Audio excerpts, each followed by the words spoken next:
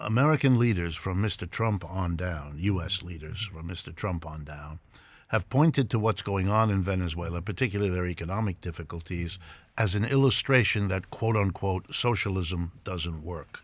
What's your response to this effort to make that case? Yeah, I mean, first of all, Venezuela is not a socialist country. I think that's what we need to understand. Venezuela is a country in which, an incredibly capitalist country, in which certain efforts were made to regulate capitalism, to provide an alternative to capitalism and alternative forms of property.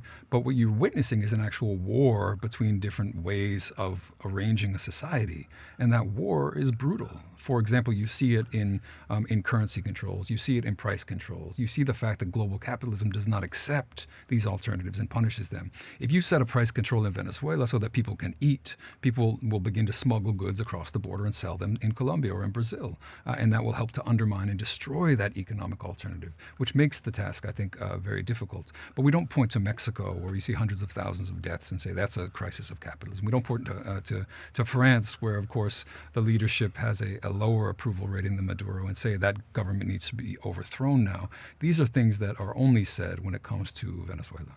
You've been studying Latin America a long time. You've been studying Venezuela. You've written books about it. Mm-hmm. Give us your sense of where the situation is now and where it's likely to go.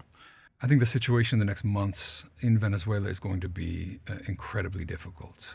The brutal sanctions that Trump instituted more than a year ago have now been redoubled. So you had a financial blockade, essentially, which makes any international financial transactions very difficult for Venezuela, including oil sales and other, imports. And this has been just the screws have been tightened on Venezuela in this new round of sanctions, which amount to an oil blockade.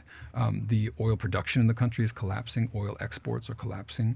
And the wager of the United States and bloodthirsty sort of demons like Elliott Abrams, who are running this policy, is that things, and they've said this openly, and they've said if we make things bad enough, people will overthrow Maduro themselves. That is their strategy, and that's what they're going to be trying to do. So the fact that this coup has been more or less defeated, the Juan Guaidó coup, doesn't mean that the long-term strategy is not moving forward. And it's going to really rely on the ability of the Venezuelan government to institute measures to preserve the standard of living of the poorest and keep them mobilized against this imperialist threat. We've seen hints of this. We see Juan Guaidó being chased out of a working-class neighborhood the other day. There are good signs that people on the grassroots level are ready to resist, but the situation will be incredibly difficult moving forward.